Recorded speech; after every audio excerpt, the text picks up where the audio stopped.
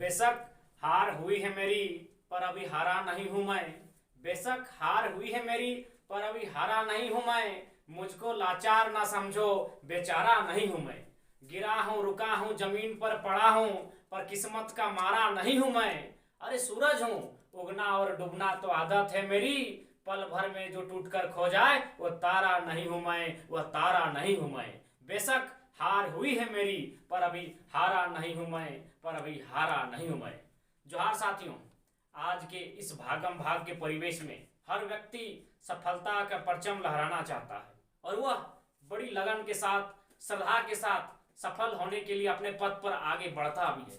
लेकिन जैसे ही वह आगे की ओर बढ़ता है, उसके जीवन में अगर हल्की सी भी बाधा उत्पन्न हो जाती है, हल्की सी भी अगर दुविधा उत्पन्न हो जाती है अथवा नकारात्मक चीजें देखने को मिलती हैं, वह व्यक्ति निराश हो जाता है, वह हताश हो जाता है, वह मायूस हो जाता है। यही नहीं, जो लोग सफल व्यक्ति भी हैं, यदि कभी कभार उनके जीवन में हल्की सी दुख दर्द का सामना करना जैसा स्थिति उत्पन्न हो जाता है, वे लोग भी बहुत कम समय में हतोत्साहित हो जाते हैं, निराश हो जाते हैं। तो साथियों, ये जीवन, मानव का जीवन बड़ा मूल्यवान है। हमें किसी भी पल नकारात्मक ना होते हुए सकारात्मक सोच को अपने दिल दिमाग में बसाकर रखते हुए आगे की ओर बढ़ते रहना चाहिए। यही मानव जीवन का मूल मंत्र होता है। हमें एक नन्ही सी बीज से सीखना चाहिए, हमें नन्ही सी चींटी से सीखना चाहिए वो किस प्रकार अपने से कई गुना वजनदार वस्तु को खींच कर ले जाता है। कहावत है कि साहब खूब कोशिश करो हमें मिट्टी में मिलाने की, पर आप भूल गए हम तो बीज हैं, आदत है बार बार उग जाने की, आदत है बार बार उग जाने की। जी हाँ दोस्तों, एक बीज को आप देखिएगा, हम उसे कितनी बार जमीन पे नीचे गाड़ने का प्रयास क्यों ना करें, वह पुनः मिट्टी को फाड़ कर एक नया पौधा बन के ऊपर उगाता है। तो हमारा प्रयास उस नन्ही बीज की तरह होनी चाहिए, किसी भी परिस्थिति में हार नहीं मानना चाहिए। आज इस वीडियो के माध्यम से हम बात करेंगे बाज के बारे में। हाँ, वही बाज जिसे पक्षियों का राजा कहा जाता है, वही बाज जो सबसे ऊंची उड़ान भरता है, वही बाज कहा जाता है कि जब संसार में बारिश होती है, दुनिया के सभी जीव जंतु बारिश से बचने के लिए घर ढूंढते हैं, ठिकाना खोजते हैं। बाज ठिकाना नहीं खोजता है, बादलों से ऊपर उड़ता है। तो आज हम बात करेंगे किस प्रकार उसके जीवन में भी दुख, दर्द, पीड़ा का सामना करना पड़ता है, लेकिन वह बाज उस दुख से, उस पीड़ा से ऊपर निकलकर फिर ऊंची उड़ान लेने का काम करता है। जी हाँ साथियों, बाज जिसके बारे में कहा जाता है कि उसकी आयु 70 वर्ष होती है, एक बाज जिसकी आयु 70 वर्ष होती है, लेकिन जैसे वो 40 वर्ष की उम्र को पार करता है, उसकी 3 चीजें, शरीर का 3 अंग बेकार हो जाता है। चोंच, दूसरा जो है जिसे हम लोग पंजा कहते हैं, और तीसरा पंख। ये 3 शरीर के अंग बाज के बेकार हो जाते हैं। अब आप बताइए, ऐसी परिस्थिति में उसके पास क्या रास्ता है? 3 रास्ता है। पहला रास्ता है मुर्दा मांस खाए। तो भैया यदि मुर्दा मांस खाएगा तो फिर बाज क्यों कहलाएगा? दूसरा रास्ता है आत्महत्या कर ले। बेकार इस तरह जर्जर जीवन जीने से अच्छा है आत्महत्या कर ले।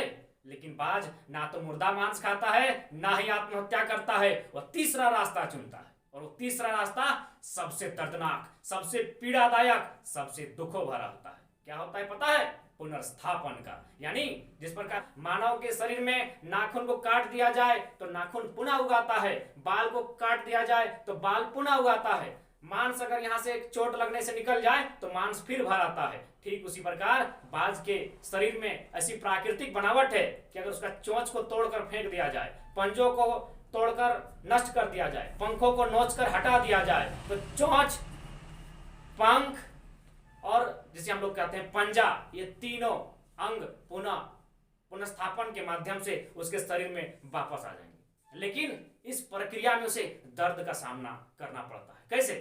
यदि आपको हम कहें कि अपने हाथों से आपकी एक दांत खराब हो गई है, पत्थर लेके तोड़ दो एक दांत को, तो क्या आप कर पाएंगे? बहुत दर्द होगा। अगर आपको कहें आपकी एक अंगुली खराब हो चुकी है, इसे आप खुद चाकू से काट कर निकाल दो, आप कर पाएंगे? नहीं कर पाएंगे, क्योंकि दर्द, बहुत दर्द होगा जिसकी आप कल्पना नहीं कर सकते। इतना दर्द होगा कि आप कल्पना नहीं कर सकते हैं। लेकिन कल्पना कीजिए, ये कल्पना नहीं, वास्तव जीवन में बाज वही करता है जो हम सोच नहीं सकते हैं। वह क्या करता है?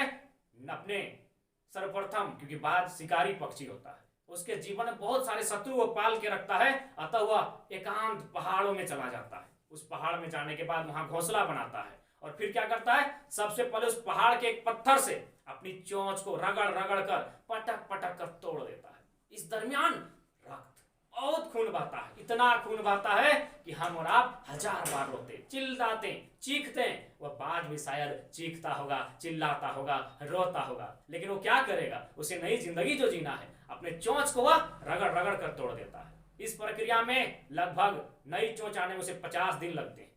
फिर वो क्या करता है? अपने पंजों को पटक पटक कर, पत्थरों से पटक पटक कर अपने पंजों को नष्ट कर देता है। इस प्रक्रिया में भी 50 दिन लगते हैं और अंत में खुद अपने पंजों से अपने पंखों को नोच नोच कर अलग कर देता है। इस प्रक्रिया में भी 50 दिन लगते हैं, जब नए पंख उसके वापस आते हैं। यानी कुल मिलाकर 150 दिन, यानी 5 महीने बाद वह बाज को पुनः वो 3 अंग वापस मिल जाते हैं, चोंच, पंजा और पंख। लेकिन उससे पहले वो 1000 बार मर मर के, वो 1000 गुना दर्द झेलता है, तब जाकर ये 3 अंग उसे वापस मिलते हैं। और फिर क्योंकि उसकी आयु होती है 70 साल, लेकिन 40 साल की उम्र में बेकार पड़ते हैं, यानी बाकी का जो 30 साल है वो फिर ऊंची उड़ान के साथ जीता है। तो साथियों, हमें भी अगर ऊंची उड़ान जिंदगी को अगर लेके जाना है दूर तक, तो बाज की तरह दुखों का सामना करने के लिए तैयार होना पड़ेगा, दर्द का सामना करना होगा, तभी हम आगे का जो जीवन है उसे सुखमय बना सकते हैं।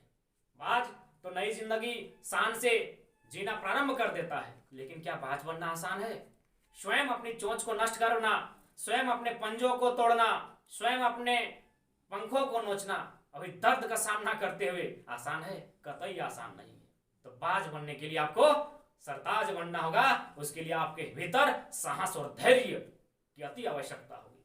आज हम बाज के जीवन से इतना सीख सकते हैं कि लाख मुसीबत आए, लाख विपत्तियां आए, उसका सामना धीरज के साथ डट कर करना चाहिए। अंत में बस इतना ही कहेंगे कि तेरे गिरने में तेरी हार नहीं, तेरे गिरने में तेरी हार नहीं, तू इंसान है कोई अवतार नहीं। गिर, उठ, फिर चल, जिंदगी छोटी है विस्तार नहीं, तेरे गिरने में तेरी हार नहीं। जोहार साथियों, जय हिंद।